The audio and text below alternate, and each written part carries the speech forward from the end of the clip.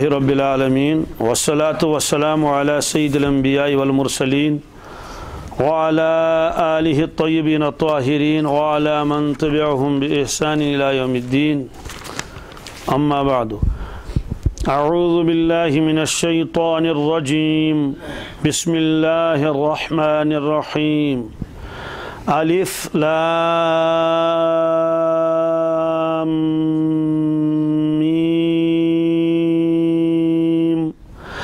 ذلك الكتاب لا ريب فيه هدى للمتقين صدق الله المولانا العظيم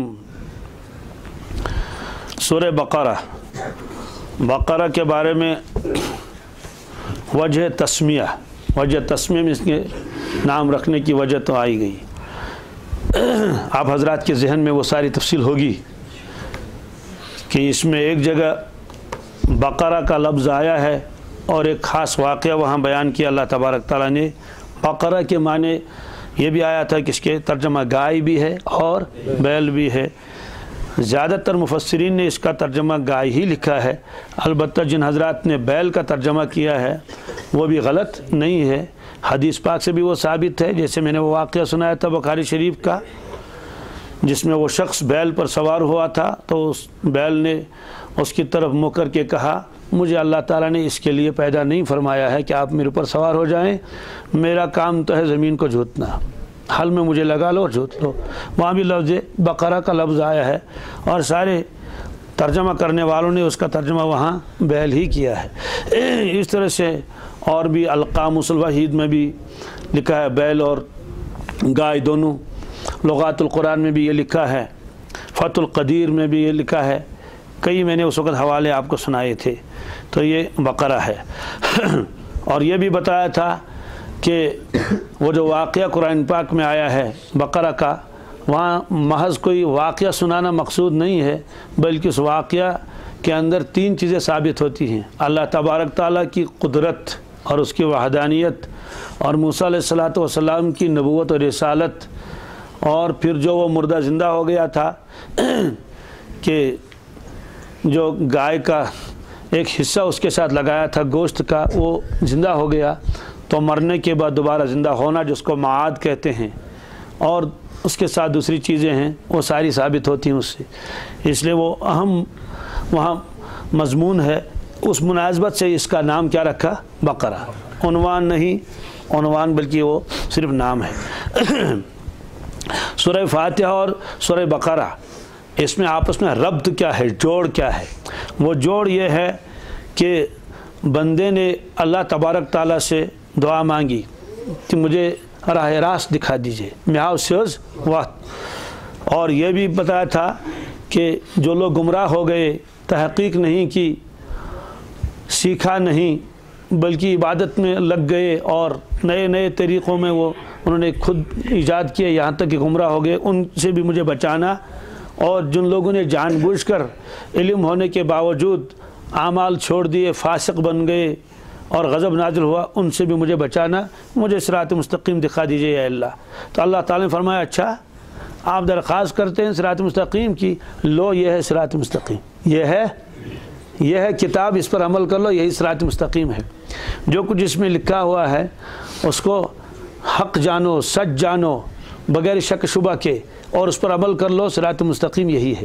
تو گویا کہ سورہ فاتحہ اور سورہ بقرہ کے درمیان میں جو ربط اور جوڑ ہے وہ یہ ہے کہ سورہ فاتحہ میں درخواست تھی کہ یا اللہ مجھے صراط مستقیم دکھا دیجئے، وہاں سے جواب ملا یہ لو صراط مستقیم تو مانگ رہے تھے یہ ہے. تو اس لیے یہاں آگے سورہ بقرہ شروع فرمائی اللہ تبارک تعالیٰ نے.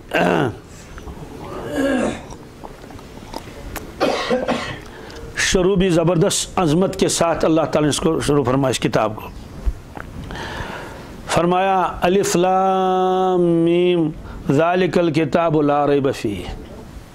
تشریح تو اس کی ابھی آئے گی. دنیا کا کوئی بھی مصنف ایسا نہیں، مصنف کتاب لکھنے والا، جو شروع میں یہ کہے گا کہ میں نے یہ کتاب لکھ ڈالی، اس میں کوئی شک شبہ نہیں ہے. ایسا کوئی نہیں، بلکہ کتاب لکھنے کے بعد کتاب لکھنے والا یہ لکھ دیتا ہے اس میں، چاہے شروع میں لکھ دے یا آخر میں، کہ میں نے تو یہ کتاب لکھ دی اہل علم حضرات سے گزارش ہے اگر اس میں وہ کوئی سو خطا پائیں تو مجھے اطلاع کر دیں تاکہ اگلے ایڈیشن میں اس کا جو ہے وہ درستگی کی جائے۔ تو لیکن صرف اللہ تعالیٰ کا یہ کلام ایسا ہے جس میں پہلے ہی سطر میں فرمایا ذالک الکتاب لا ریب فیہ، دیکھو یہ کتاب ایسی ہے اس میں کوئی شک شبہ ہے ہی نہیں۔ یعنی مخلوق جمع ہو کر بھی پھر کہے اللہ تعالیٰ سے اللہ یہاں آپ کو ایک غلطی ہو گئی ہے ذرا اس کو درست کر لیجئے، فرمایا اس میں کوئی شک شبہ نہیں ہے مضامین کے اعتبار سے دوسری چیزوں کے اعتبار سے۔ لیکن شروع جو اللہ تبارک تعالیٰ نے اس صورت کو شروع کیا تو ایک ایسے الفاظ سے شروع کیا کہ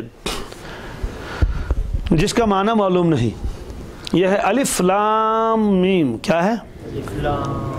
ان کو کہتے ہیں حروف مقطعات۔ کیا یہ مقطعن کیا ہے؟ مقطع کے معنی آتے ہیں لغت کے اعتبار سے کپڑے کے ٹکڑے، کیا یا ریشم کے ٹکڑے، کیا چھوٹے چھوٹے ٹکڑے۔ ایسے ہی جنگ کے اندر جو اشعار کہے جاتے ہیں ان کو رجز کہتے ہیں۔ کیا جی، تو بحر رجز کے جو اشعار ہیں جنگ کے موقع پر جوش دلانے کے لیے وہ پڑھے جاتے ہیں، تو ان اشعار کو بھی مقطع کہتے ہیں۔ کیا کہتے ہیں؟ مقطعات۔ تو ان کو حروف مقطعات کہتے ہیں۔ مقطع کسے کہتے ہیں؟ مقطع ان کو اس لیے کہتے ہیں، یہ نکلا ہے قطع یقطع تقطیع سے، تقطیع قطع یقطع نے کاٹنا، اور قطع تقطیع کے معنی بار بار کاٹنا، اور یہاں مراد یہ ہے کہ وہ الفاظ جو لکھے تو جاتے ہیں ایک ساتھ جوڑ کے، جس کو الف لام میم کو آپ دیکھو لام کو میم کے ساتھ جوڑ دیا گیا ہے، کاف ہا یا عین صاد کو دیکھو تو سارے حروف کو ایک ساتھ جوڑ دیا گیا ہے، لیکن ان کا تلفظ ہوتا ہے الگ الگ۔ کیا جی، جب ان کو پڑھا جاتا ہے تو حرف تہجی کی طرف، حرف ہجا کی طرف ان کو پڑھا جاتا ہے۔ کیسے؟ الف لام میم۔ تو الف لام، اس کو علم نہیں پڑھیں گے، علم ذالک الکتاب لا ریب فیہ، ایسا نہیں، علم نہیں پڑھیں گے، الف کو الگ پڑھیں گے، لام کو الگ پڑھیں گے، میم کو الگ پڑھیں گے، چونکہ ان کا تلفظ علیحدہ علیحدہ ہوتا ہے، الف کا تلفظ علیحدہ، لام کا علیحدہ، میم کا علیحدہ، اس وجہ سے اس کو کہتے ہیں حروف مقطعات۔ تو جیسے حرف ہجا کو پڑھتے ہیں، الف با تا سا جیم ہا، ان کو بھی ایسے پڑھا جائے، الف لام میم، الف کو الگ، لام کو الگ، میم کو الگ۔ جی، یہ قرآن پاک کے 29 سورتوں کے شروع میں ہے یہ حروف مقطعات۔ حروف مقطعات آپ حضرات کو معلوم ہے نورانی قاعدے میں بھی لکھے ہوئے ہیں، الف لام میم، الف لام میم صاد، اس کا پڑھنے کا بھی ایک خاص طریقہ ہے، الف لام را، یہ صورتوں میں ہے، 29 صورتوں کے شروع میں ہے۔ البتہ خود الف لام اور میم یہ جو یہ 3 حروف ہیں، یہ 3 ہیں الف لام اور میم، یہ بھی صورتوں کے شروع میں ہے، 6 صورتوں کے شروع میں۔ کس میں؟ سورہ بقرہ میں، سورہ آل عمران میں، سورہ عنکبوت میں، سورہ روم میں، سورہ لقمان میں، اور سورہ سجدہ میں، جس کو الف لام میم سجدہ بھی کہتے ہیں۔ جمعہ کے دن فجر کی نماز میں پہلی رکعت میں اس صورت کو پڑھا جاتا ہے۔ تو یہ الف لام میم کتنی صورتوں میں ہے؟ 6 صورتوں میں ہے، بقرہ، آل عمران، عنکبوت، روم، لقمان اور الف لام میم سجدہ۔ جی، اب ان کا معنی کیا ہے الف لام میم کا؟ یہ اصل مسئلہ ہے۔ اس کے بارے میں تو جمہور علماء امت فرماتے ہیں یہ اسرار ہیں۔ کیا ہیں؟ یہ راز ہے، امت کو اس کے اوپر مطلع نہیں کیا گیا، بتایا نہیں گیا کہ اس میں ہے کیا۔ یہ بعض حضرات نے فرمایا کہ اس کے تو متشابہات میں سے ہے، اس کا معنی معلوم نہیں، بس صرف ایمان لانا ضروری ہے۔ اور عجیب معاملہ تو یہ ہے کہ اللہ تعالیٰ نے شروع میں انہی الفاظ کو لایا تاکہ پہلا بتایا بھائی ایمان لاؤ ان پر۔ کیا لوگوں کے غرفت میں یہ نہیں آ سکتے۔ کس کے درمیان میں یہ راز ہیں؟ یہ اللہ اور اللہ کے نبی صلی اللہ علیہ وسلم کے درمیان میں راز ہیں۔ جن لوگوں نے ان کے بارے میں بالکل ہی زبان نہیں کھولی، کہا متشابہات میں سے ہے، ایمان لانا ضروری ہے، اس کی خود کریت کرنی ضروری نہیں ہے، اور ملے گا بھی نہیں چاہے کتنا ہی وقت اس میں لگا لو۔ اس لیے ان حضرات نے اس کے بارے میں تو کچھ بھی نہیں کہا، خاموش ہو گئے اور چلے گئے آگے۔ ان حضرات میں تو بہت سارے افراد ہیں۔ بعض حضرات نے فرمایا کہ اس کا علم تو خواص کو ہے، اللہ نے دیا ہے، لیکن عوام کو اس کا علم نہیں دیا گیا۔ عوام سے مراد علماء بھی، عام علماء بھی، جو اونچے درجے کے عارفین ہوں، بقدر حصہ جس کو جتنا ملا اس نے بتا دیا اپنے اپنے اعتبار سے۔ تو بعض حضرات نے کشف کے اعتبار سے، الہام کے اعتبار سے اس کا کچھ نہ کچھ معنی بتا دیا، لیکن پھر بھی وہ یقینی نہیں ہے، وہ ظنی ہے۔ کیا ہے؟ اب سوال ہے کہ اگر ہم کو اس کا معنی معلوم نہیں تو کیا کوئی خرابی تو نہیں لازم آ جائے گی اس کی وجہ سے کہ بھائی قرآن شریف کے اتنے الفاظ ہیں اس کا معنی ہی معلوم نہیں؟ فرماتے کہ نہیں، جس چیز کا عوام کو بتانا ضروری تھا وہ تو سب کا سب اللہ کے نبی صلی اللہ علیہ وسلم نے پوری وضاحت کے ساتھ بیان فرمایا۔ اس چیز کا عوام کو بتانا ہی ضروری نہیں تھا، اس لیے اس کو تو رہنے ہی دیا۔ پھر عوام کو تو وہ بات بتائی جاتی ہے جو ان کے سمجھ کے اندر آنے والی ہو، اور اگر سمجھ سے بالا تر ہو تو ان کو ایسے بتایا جائے گا۔ بھائی جو لڑکا دوسری میں پڑھتا ہے تو اس کے لیے تو یہی ہے، آپ اسے کہیں گے الف سے انار اور با سے بطخ وغیرہ کہیں، لیکن آپ اس کو 10ویں کلاس کا اور MA کا سبق پڑھانا شروع کر دیں گے تو وہ تو سمجھ میں ہی نہیں آئے گا اس کو۔ وہ کیا سمجھے گا بیچارہ؟ کچھ بھی نہیں سمجھے گا۔ تو اس کی سمجھ سے بالا تر تو الف لام میم اور حروف مقطعات جب ان کا معنی اتنا وسیع ہے اور رموز و اسرار ہیں اور لوگوں کی عقلوں سے بالا تر ہے، پھر اس کو وضاحت کرنا ہی تو کیا ضروری ہے۔ اس کے باوجود بعض حضرات نے کچھ بیان بھی کیا، لیکن اس کا خلاصہ آخر میں یہی ہے کہ وہ ظنی ہے، کوئی یقینی چیز نہیں ہے کہ اس پر ایمان لایا جائے۔ تو جو لوگ خاموش رہے ان نے بھی ٹھیک کیا، جنہوں نے اپنے اپنے اعتبار سے کچھ بیان کیا وہ بھی صحیح ہے۔ وہ لوگ ان پر انکار نہیں کرتے، یہ لوگ ان پر انکار نہیں کرتے، بالکل نہیں۔ اور فرماتے ہیں ہاں یہ صاحب کشف ہیں، انہوں نے جو کچھ بتا دیا آمنا صدقنا، لیکن پھر بھی وہ راز تو راز ہی رہے۔ تو اس طرح سے اس کے بارے میں یہی ہے کہ ان کے نہ جاننے سے کوئی حرج نہیں، بلکہ یہ تو امتحان ہے، دیکھتے ہیں کون مانتا ہے کون نہیں مانتا ہے۔ ایک مرتبہ رسول اللہ صلی اللہ علیہ وسلم یہود کے یہاں تشریف لے گئے، قرآن شریف سنا لیا ان کو، انہوں نے بتا دیا بس سنا لیجئے۔ تو حروف مقطعات میں بھی اس میں آ گئے۔ آپ حروف مقطعات اس میں آ گئے تو انہوں نے اب جدی حساب سے اس کا جوڑ لگانا شروع کر دیا، کہنے لگے کہ لگتا ہے کہ آپ کے دین کی عمر تو اتنی ہی ہے، الف کے اتنے اور لام کے اتنے اور میم کے اتنے ہیں، تو اور بھی کچھ ہے آپ کے پاس، آپ نے پھر بھی کچھ سنا لیے۔ انہوں نے کہا کہ بھائی یہ تو معاملہ ہی گڑبڑ ہے۔ تو انہوں نے تو اس اعتبار سے شمار کرنے شروع کر دیے۔ اسی لیے بعض حضرات فرماتے ہیں کہ اہل عرب اپنے شعر و شاعری میں اس طرح کے الفاظ استعمال کر لیتے تھے تو یہ ان کے لیے کوئی نادر چیز نہیں تھی، ورنہ اعتراض بھی کرتے، لیکن وہ استعمال کرتے تھے اپنے اعتبار سے، وہ استعمال کرتے تھے اپنے اعتبار سے، کیا ان کے معنی ہوں گے، لیکن جو قرآن پاک نے یہاں ان کو استعمال فرمایا وہ تو وہی راز ہیں، وہ راز کسی کو بتائے نہیں گئی۔ مثلا وہ کس اعتبار سے اس کو استعمال کرتے تھے، جیسے آپ نے سنا ہوگا اس کو ابجد کہتے ہیں۔ کیا؟ حرف ابجد مستقل ہے، اس میں تو صرف ان جو یہ حرف ہجا ہیں ان کی عددی قیمتیں ہیں، قیمت متعین کی گئی۔ کیسے؟ ابجد، حوض، حتی، کلمن، صافس، قرشت، ثقز، دزدق، یہ 28 حروف آ جاتے ہیں حرف ہجا کے۔ الف 1، با کے 2، جیم کے 3، دال کے 4، حوض ہا کے 5، واو کے 6، زا کے 7، حتی اسی ترتیب سے ہا کے 8، طا کے 9، یا کے 10 ہو گئے۔ اس کے بعد 20 چلے گا۔ کاف اس کے 20، لام اس کے 30، میم اس کے 40، نون اس کے 50، سین کے 60، عین کے 70، فا کے 80 اور صاد کے 90، قاف کا 100، را 200، شین 300، تا 400، ثا اس کے 500 اعداد، خا 600 اور ذال 700، ضاد 800، و 900، غین 1000۔ ابجدی نکالتے ہیں نا، یہ ابجدی نکالتے پہلے بھی تھے تو یہ ان کے وہ آتے ہیں، ابجد اسی کو کہتے ہیں، حرف ابجد، یا کہتے ہیں طفل ابجد۔ طفلی ابجد کے معنی آتے ہیں جو بالکل کسی چیز کو شروع کرنے والا ہو۔ ظاہر سی بات ہے ممکن ہے وہ لوگ استعمال کرتے ہوں، لیکن اللہ تبارک تعالیٰ نے یہ جو بیان فرمائے کاف ہایا عین صاد، ظاہر سی بات ہے یہاں 1 2 3 گنتی والی مراد نہیں تھی، اس لیے علماء نے فرمایا۔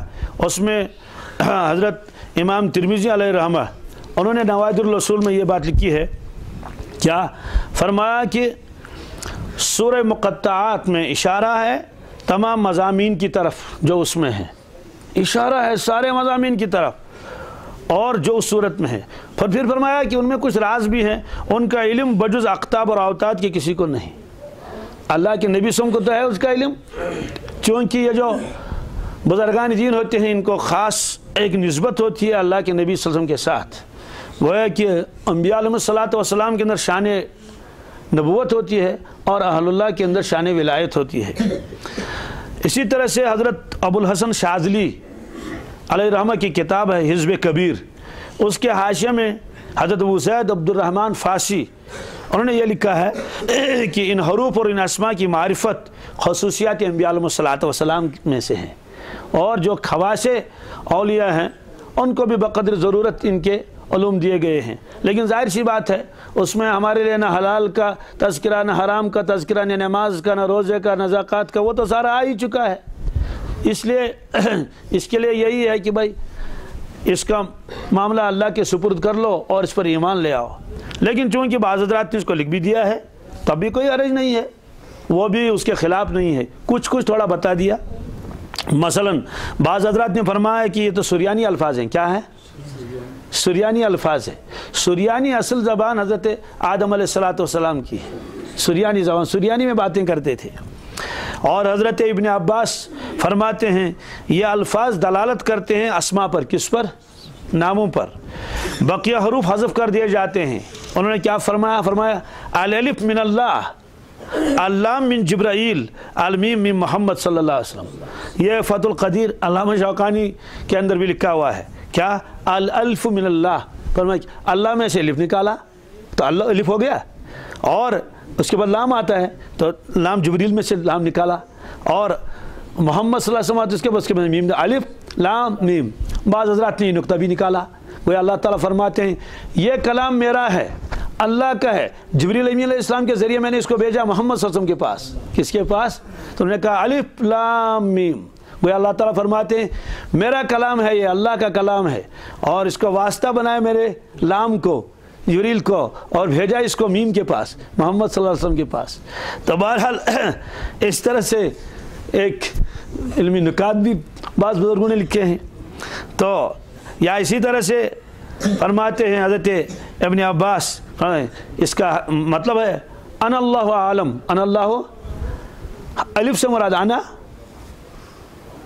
الف سے مراد، لام سے مراد اللہ کا لام، عالم اس میں میم آتا ہے، اس کا مطلب کہ میں اللہ تبارک تعالیٰ ہوں، عالم میں ہی جانتا ہوں، میں ہی، اس طرح سے یہ بھی لگایا۔ اور خلفائے راشدین علیہ رضوان اللہ اجمعین اور حضرت عبداللہ ابن مسعود اور امام شعبی علیہ رحمہ اور ثوری رحمۃ اللہ علیہ، ان کا یہی ہے عقیدہ اس کے بارے میں، یہ متشابہات قرآنی میں سے ہے۔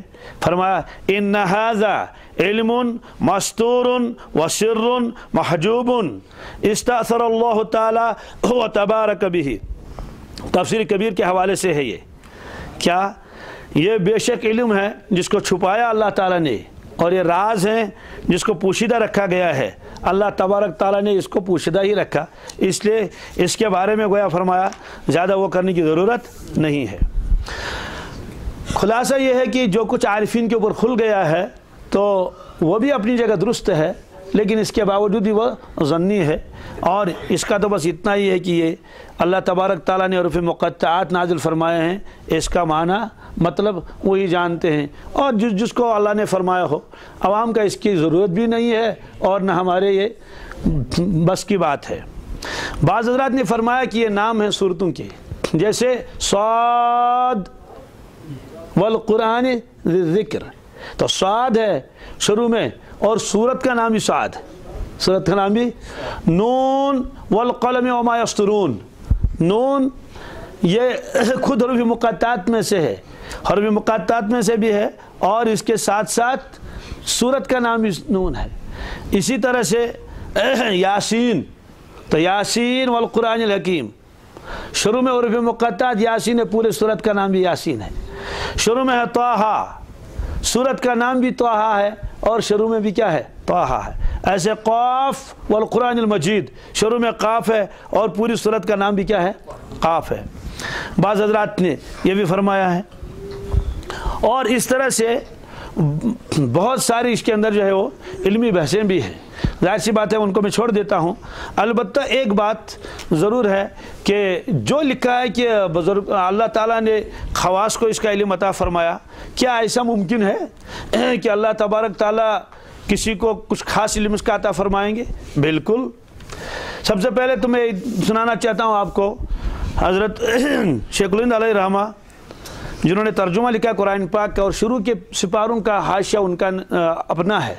بعد میں ان کا جو انتقال ہوا تھا علامہ عثمانی علیہ رحمہ نے اس کا حاشیہ لکھا ہے، اس لیے شروع کا حاشیہ بہت کم ہے اور آخر میں حاشیہ اس کا بہت لمبا ہے، یعنی جگہ جگہ۔ اس کی وجہ یہ ہے کہ شروع کے پاروں کا ترجمہ تو سارا قرآن پاک حضرت شیخ الہند علیہ رحمہ نے لکھا ہے، لیکن شروع پاروں کا جو یہ وہ ہے حاشیہ، یہ حضرت شیخ الہند علیہ رحمہ کا خود اپنا ہے۔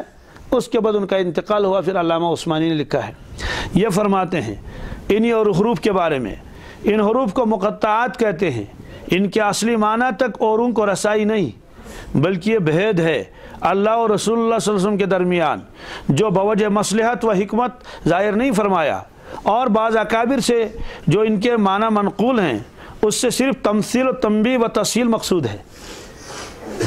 تمثیل کے معنی آتے ہیں بطور مثال کے یا بطور سہولت کے، وہ ہے، یہ نہیں کہ مراد حق تعالیٰ یہی ہے، تو اب اس کو رائے شخصی کہہ کر تقلید کرنا محض شخصی رائے ہے جو تحقیق علماء کے بالکل خلاف ہے، یعنی ان کی ہم تقلید بھی نہیں کر سکتے۔ آپ نے یہ کیوں لکھا؟ انہوں نے اپنے وجدان کے اعتبار سے، کشوف کے اعتبار سے لکھ دیا ہے۔ تو بہرحال اس کا تو یہی ہے کہ اس کے پیچھے پڑنا نہیں چاہیے۔ حضرت ثانی علیہ رحمہ نے بیان القرآن میں، وہ تو جامع ہیں، اللہ اکبر ان کی عبارتیں، انہوں نے اس کے بارے میں لکھا ہے۔ کیا فرمایا؟ حضرت نے فرمایا کہ ان حروف کے معنی سے عام لوگوں کو اطلاع نہیں دی گئی، شاید رسول اللہ صلی اللہ علیہ وسلم کو بتلا دیا گیا ہو، کیونکہ اللہ اور رسول نے اہتمام کے ساتھ وہی باتیں بتلائیں جن کے نہ جاننے سے کوئی حرج دین میں واقع ہوتا ہو اور ان کے نہ جاننے سے کوئی حرج نہ تھا ان الفاظ کے، اس لیے ہم کو بھی ایسے امور کی تفتیش نہ چاہیے۔ اور حاشیے میں لکھا ہے مقصود اس سے بیان عذر ہے مقطعات کے کچھ معنی نہ لکھنے کا، کیونکہ اس باب میں علماء کا اختلاف ہے کہ مقطعات متشابہات میں داخل ہیں یا نہیں، اور فرمایا کہ متشابہات میں جو علماء کا اختلاف ہے وہ اختلاف واقعی میں لفظی ہے، حقیقی نہیں، کیونکہ جو لوگ علم کی نفی کرتے ہیں وہ تفسیر یعنی تعیین مراد کے درجے میں نفی کرتے ہیں، اور جو لوگ اس بات علم کرتے ہیں وہ تعویل یعنی احتمال مراد کے درجے میں ثابت کرتے ہیں۔ پس جس درجے کے یہ نافی ہیں وہ اس درجے کے وہ مثبت نہیں، اور جس درجے کو وہ ثابت کرتے ہیں اور اس کی نفی نہیں کرتے۔ مطلب یہ ہے کہ عارفین کا قول بھی اپنی جگہ پر درست ہے، اور جو علماء نے فرمایا کہ بھائی اس کے پیچھے نہیں پڑنا چاہیے وہ بھی اپنی جگہ درست ہے۔ البتہ ایک بات یہ ہے، کیا واقعی اللہ تبارک تعالیٰ عارفین کو نوازتے ہیں، عطا فرماتے ہیں؟ بالکل۔ حضرت شاہ ولی اللہ صاحب محدث دہلوی علیہ رحمہ کا تو مقام سبوں کو معلوم ہے کہ انہوں نے ایک کتاب لکھ دی ہے، اس کا نام ہے الفاظ الکبیر۔ کیا؟ یہ الفاظ الکبیر میرے ہاتھ میں ہے۔ عجیب شخص ہیں کہ اس سے پہلے امت میں نہ تو کسی نے ایسی کتاب لکھ دی اور اس کے بعد بھی کسی نے آج تک کسی کتاب نہیں لکھ دی۔ یہ کتاب ہے اصول التفسیر کے بارے میں۔ کس کے بارے میں؟ بہت عجیب و غریب کتاب ہے، عربی میں ہے۔ تو حضرت نے اس کے آخر میں لکھا ہے، یہ بیان رابع ہے، یہ لکھا کہ بعض علوم وہابیہ کے بارے میں۔ اس میں حضرت لکھتے ہیں ایک جگہ، فرماتے ہیں، ساری عبارت کو تو میں چھوڑ دیتا ہوں، البتہ وہ شاید تھوڑی سی عبارت میں آپ کو سنا لیتا ہوں جس میں حضرت نے اس بات کا اشارہ کیا ہے۔ فرماتے ہیں وَقَدْ فَتَحَ اللَّهُ عَلَى الْفَقِيرِ بَابًا وَرَاءَ مَا نُقِلَ مِنْ خَوَاصِ الْقُرْآنِ وَوَضَعَ فِي هِجْرِ جَمِيعَ الْأَسْمَاءِ الْحُسْنَى وَالْآيَاتِ الْعُظْمَى وَالْأَدْعِيَةِ الْمُبَارَكَةِ مَرَّةً وَاحِدَةً وَقَالَ هَذَا عَطَاؤُنَا لِلْإِسْتِعْمَالِ۔ یہ حضرت فرماتے ہیں، پہلے فرماتے ہیں کہ وَمِنْهَا عِلْمُ خَوَاصِ الْقُرْآنِ الْكَرِيمِ، کہ علم وہابی میں سے قرآن کریم کے خواص کا بھی علم ہے، خاصیتوں کا۔ وَقَدْ تَكَلَّمَ جَمَاعَةٌ مِنَ الْمُتَقَدِّمِينَ، کہتے ہیں جو پہلے گزر چکے ہیں متقدمین، ان میں ایک جماعت نے وہ خواص بیان کیے، فی خواص القرآن من وجہین، وجن کا دعائی و وجن کا سحر۔ فرماتے ہیں کہ انہوں نے فرمایا یہ قرآن پاک کی آیتیں بطور دعا کے پڑھ لیں، یہ والی آیتیں پڑھ لیں تو سحر اور جادو کا اثر ختم ہو جائے گا، اعوذ باللہ منہ، اللہ جادو سے حفاظت فرمائے۔ پھر فرماتے ہیں اس فقیر کے اوپر اللہ تعالیٰ نے ایک دروازہ کھولا۔ کیا کھولا؟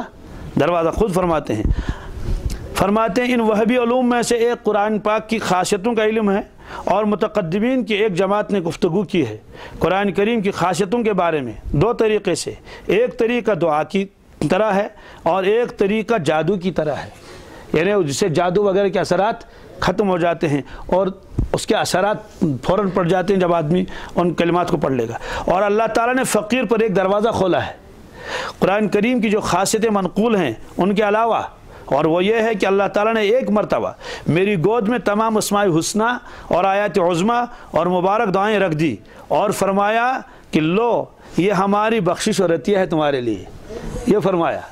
تو ظاہر سی بات ہے لکھنے والا کوئی معمولی تو نہیں ہے، ادھر شاہ ولی اللہ صاحب محدث دہلوی ہیں جن کے سامنے تو ساری لوگوں کے گردنیں گویا کہ علم کے اعتبار سے تو جھکی ہوئی ہیں، اور سب لوگوں کا سلسلے سند جو حدیث کا ہے وہ حضرت شاہ ولی اللہ صاحب تک ہی پہنچتا ہے، چاہے کسی بھی مسلک سے تعلق رکھنے والا ہو بر صغیر کا، سبوں کا تو آگے تو آتا ہے بس شیخ حضرت شاہ ولی اللہ صاحب محدث دہلوی علیہ رحمہ۔ تو بہرحال یہ حضرت نے خود فرمایا ہے۔ کیا مطلب ہے اس کا؟ کہ اللہ تعالیٰ خواص نے لکھا ہے کہ قرآن پاک کی فلاں آیت پڑھ لو فلاں بیماری دور ہو جائے گی، قرآن پاک کی فلاں آیت پڑھ لو اس کے اندر یہ خاصیت ہے، مثلا قرض دور ہو جائے گا، وہ ہو جائے گا، یہ ساری۔ لیکن ظاہر سی بات ہے وہ ساری تو پتہ تو ہے ہی نہیں، ورنہ قرآن پاک کی آیتوں کے اندر ہر بیماری کی دوا ہے، ہر بیماری کی دوا، لیکن معلوم نہیں ہے۔ تو حضرت فرماتے ہیں اللہ تعالیٰ نے میرے اوپر دروازہ کھولا، ایک مرتبہ اسماء الحسنی، اللہ تعالیٰ کے مبارک نام، یہ اور بہت ساری چیزیں بطور ہدیہ اور بطور عطیہ اللہ تعالیٰ مجھے دے دی اور فرمایا لو ان کو استعمال کر لو۔ تو علماء کرام نے لکھا ہے کہ فلاں آیت فلاں بیماری کے لیے ہے، مثلا شوگر کی بیماری کے لیے لکھا ہے وہ والعادیات ضبحا، اس کو پڑھ لیں۔ اسی طرح سے شوگر کی بیماری کے لیے لکھا ہے رب ادخلنی مدخل صدق واخرجنی مخرج صدق واجعل لی من لدنک سلطانا نصیرا، جو اس آیت کی کثرت کرے گا شوگر کی بیماری وہ اس کی دور ہو جائے گی۔ اس کا مطلب یہ نہیں کہ علاج کرنا چھوڑ دیں، نہیں، یہ بھی تو ایک علاج ہے۔ تو اس طرح سے خواص لکھے ہیں۔ اور حضرت شیخ عبدالعزیز الدباغ علیہ رحمہ نے فرمایا ہے کہ ایک آیت قرآن پاک میں ہے ہر بیماری کی دوا، کیا؟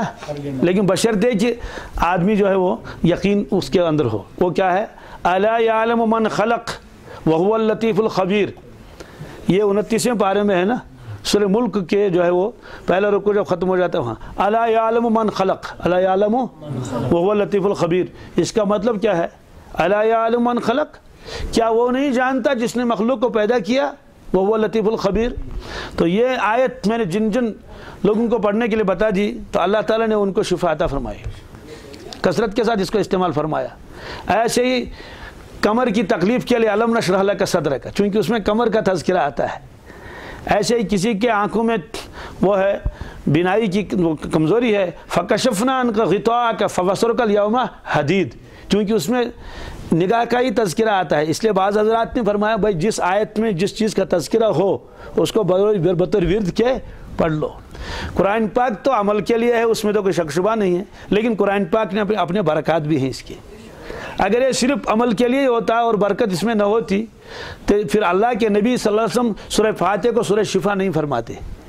اور وہ واقعہ آپ نے اس سے پہلے بھی سن لیا کہ جو صحابہ کرام کی ایک جماعت کہیں گئی تھی تو وہ بادشاہ بیمار ہو گیا تھا، تو ایک واقعہ تو وہ ہے کہ جس کو سانپ نے یا بچھو نے ڈس لیا تھا تو صحابہ کرام نے اس کے اوپر دم کر لیا اور پانی پڑھ کے پلا دیا، وہ ٹھیک ہو گیا۔ تو اس طرح سے قرآن پاک کے اندر خاصیتیں اللہ تعالیٰ نے رکھی ہیں، اب وہ خاصیتیں معلوم نہیں ہم کو۔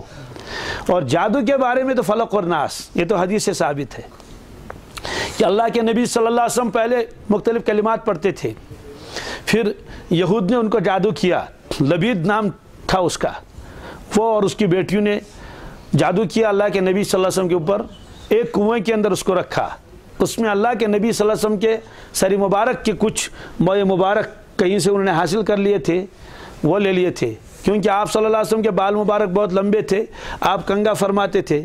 کبھی کبھی ایسا بھی ہوتا ہے کہ وہ بال پھنس جاتے ہیں کس میں، جب ہم بھی کنگا کر لیتے ہیں تو آپ داڑھی مبارک کا بھی، ریش مبارک کا بھی کر لیتے تھے، اس میں کچھ بال اس یہود نے چال کر کے کہیں سے وہ لے لیے تھے، تو ان پر جادو کر لیا تھا، اور بھی مختلف چیزیں اس میں لگا رکھی تھی، سوئیاں بھی لگا رکھی تھی۔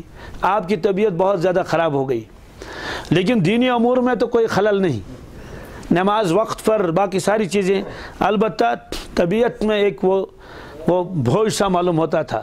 اور دنیائی امور میں کبھی کبھی آپ یہ بھول جاتے تھے، کبھی آپ طعام فرماتے تھے تو بعد میں فرماتے تھے شاید ہم نے نہیں کھایا، کبھی آپ نے طعام ہی نہیں کیا تو فرماتے تھے کہ ہم نے تو شاید کیا، ابھی تو آپ نے طعام ہی نہیں کیا۔ تو اس کے بعد جب آپ کی طبیعت ٹھیک نہیں تھی تو مجھے سارا واقعہ بتانا نہیں ہے، وہ آئے گا انشاءاللہ تفصیل اس کے ساتھ آگے۔ آپ سوئے ہوئے تھے تو دو فرشتے آئے، آپس میں باتیں کرنے لگے۔ ایک فرشتے نے دوسرے سے کہا کہ ان حضرات کو کیا تکلیف ہے؟ دوسرے نے کہا کہ اس کو یہودی نے جادو کیا ہے۔ اس نے کہا رکھا کہاں؟ کہا فلاں کنویں میں رکھا ہے۔ تو یہ ختم ہو گئی یہ بات، اللہ کے نبی اسلام نے سن لی یہ بات، آپ فوراً اٹھے اور صحابہ کرام کو ساتھ لے گئے، فرمایا کہ بھائی اس کنویں کے اندر جو ہے وہ جادو ہے۔ انہوں نے دیکھا تو وہاں ملا نہیں، انہوں نے کہا نہیں پھر تلاش کر لو، تو پھر تلاش کیا تو وہ پتھر کے نیچے رکھا ہوا تھا۔ اتنا خطرناک جادو کہ اس کنویں کا پانی زرد ہو گیا تھا۔ اب اس کے بعد جو نکالا گیا تو وہ تو کھلتا ہی نہیں، اس لیے کہ اس میں اللہ کے نبی کے بال مبارک تھے، ان میں انہیں گرہیں لگائی تھی۔ جبریل امین علیہ السلام تشریف لائے تو وہ 11 آیتیں اس کی سورہ فلق اور سورہ ناس کی، ایک ایک آیت پڑھتے تھے، ایک ایک گرہ کھل جاتی تھی۔ تو اس کے بعد آپ نے فرمایا بس آج کے بعد تو فلق اور ناس کو ہم پڑھ لیں گے۔ تو اس طرح سے جن لوگوں کو جادو وغیرہ کا وہ اندیشہ رہتا ہے کہ کوئی جادو کر لیتا ہے یا جنات وغیرہ کا اثرات ہوتا ہے، تو سورہ فلق اور سورہ ناس کو تو تلاوت کا ثواب بھی ملے گا، وہ تو ملے گا ہی، لیکن یہ جو اس کے اثرات ہیں وہ اثرات مستقل اس کے آدمی کے اوپر اس کا اثر ہو جاتا ہے، جو ان کے خواص ہیں۔ تو اس طرح سے یہ فرمایا حضرت شاہ ولی اللہ صاحب محدث دہلوی علیہ رحمہ نے کہ اللہ تبارک تعالیٰ نے خواص قرآن میں سے ایک حصہ مجھے عطا فرمایا ہے کہ لو اتنا۔ تو خلاصہ یہ ہے کہ سورہ بقرہ کے شروع میں یہ حروف مقطعات ہیں، الف لام اور میم، اس کے بارے میں یہی ہے کہ ایمان لانا ضروری ہے کہ اللہ تبارک تعالیٰ ہی کا کلام ہے، اور بلکہ ایک آیت ہے یہ سورہ بقرہ کی، اس کا معنی مطلب ہم کو نہیں بتایا گیا، جو کچھ عارفین نے اپنے اپنے اعتبار سے فرمایا وہ بھی حق ہے، اور جو کچھ نہیں فرمایا وہ سب اللہ تعالیٰ کے حوالے کر دینا چاہیے، اس پر صرف ایمان لانا چاہیے۔ حالانکہ اس میں عارفین نے بہت باتیں لکھی بھی ہیں، عقل حیران ہو جاتی ہیں، لیکن ظاہر سی باتیں بہت گہری گہری باتیں لکھی ہیں۔ مثلا صاد کے بارے میں لکھا ہے، صاد والقرآن ذی ذکر۔ ایک بزرگ نے فرمایا کہ اگر لوگوں کو معلوم ہو جائے صاد کیا ہے پھر کیا ہوگا؟ دنیا میں کوئی آدمی بھی کبھی کوئی گناہ نہیں کرے گا، کر ہی نہیں سکے گا۔ پھر آگے خود ہی فرمایا صاد سے مراد یہ ہے کہ میدانی محشر، کیا؟ اور میدانی محشر میں ہر شخص اپنے اپنی جگہ پر کھڑا ہوگا، اس لیے قرآن پاک میں صاد کے اندر آگے کفار کا بھی تذکرہ ہے، ایمان والوں کا بھی تذکرہ اور خواص کا بھی۔ فرمایا چونکہ اللہ کے سامنے سارے کے سارے ہوں گے، کفار بھی ہوں گے، عام مومنین بھی ہوں گے، اور خواص بھی ہوں گے، اولیاء انبیاء بھی ہوں گے۔ تو اس طرح سے گویا کہ صاد، اللہ تعالیٰ صاد والقرآن ذی ذکر، قسم ہے نصیحت برے قرآن کی کہ وہ صاد ہے۔ کیا مطلب ہے؟ یعنی میدانی محشر میں جمع ہونا ہے، جمع تو میدانی محشر میں جمع ہونا ہے۔ تو اگر کسی کو یہ مکاشفہ ہو جائے اور محشر میں اپنی جگہ وہ دیکھ لے تو کون نافرمانی کرے؟ ایسے بعض حضرات نے فرمایا کاف یا عین صاد، اس میں تذکرہ ہے رسول اللہ صلی اللہ علیہ وسلم کا، پہلے تو ان کی عظمتوں کا بیان ہے اس میں۔ وہ اللہ تعالیٰ فرماتے ہیں اے میرے محترم بندے، آپ سے زیادہ کوئی محترم اور معظم نہیں ہے رسول اللہ صلی اللہ علیہ وسلم، کہ آپ کو جانا ہی پڑے گا کہاں؟ کہ مخلوق کی طرف، جن کو کل محشر کے میدان میں جمع ہونا ہے، اور آپ کو میرا پیغام ان کو سنانا ہے۔ تو ظاہر سی بات ہے یہ بھی جو عارفین نے بتایا یہ بھی صحیح ہے، کیا ممکن ہے یہ بھی معنی ہو اس کے کہ اللہ تبارک تعالیٰ رسول اللہ صلی اللہ علیہ وسلم کو فرماتے ہیں اے میرے محترم آپ کو تو جانا ہی ہے، یعنی آپ کو یہ پیغام وہاں پہنچانا ہے۔ اس لیے بہرحال فرمایا کہ یہ راز ہیں، اور بہت سارے راز لکھ بھی دیے ہیں انہوں نے، یہ بھی ہے یہ بھی ہے، تو لیکن اس کا خلاصہ سب کا یہی ہے کہ جو انہوں نے فرمایا سب حق ہے اپنی جگہ پر، البتہ ہم لوگوں کو اس کا بتایا بھی نہیں گیا، اور اس میں کوئی عملی وہ حکم بھی نہیں ہے کہ بھئی عمل رہ گیا، یہ تو صرف ایمان دے گویا کہ حروف مقطعات کے اوپر ایمان لانا ضروری ہے کہ اللہ تعالیٰ کا کلام ہے، اور باقی اس کا کیا مطلب ہے اللہ و رسول عالم کہہ کر بات ختم کر دی جائے گی۔ تو یہ شروع میں اللہ تعالیٰ نے الف لام میم ذالک کو لائے، اور اس کے بعد فرمایا ذالک الکتاب لا ریب فیہ۔